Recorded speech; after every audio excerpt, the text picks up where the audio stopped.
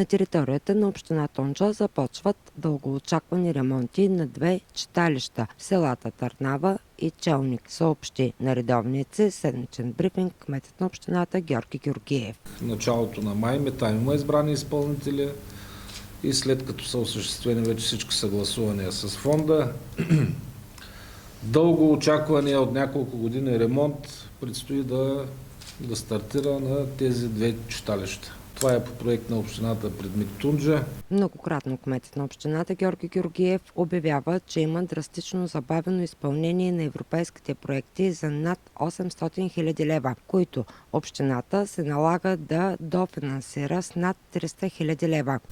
От всичките проекти пред МИГа остава да получим последните съгласувания за двете спортни площадки, мини-футболни игрища, които ще се изграждат в двора на бившето училище Безмер и в двора на училището в Кокорево.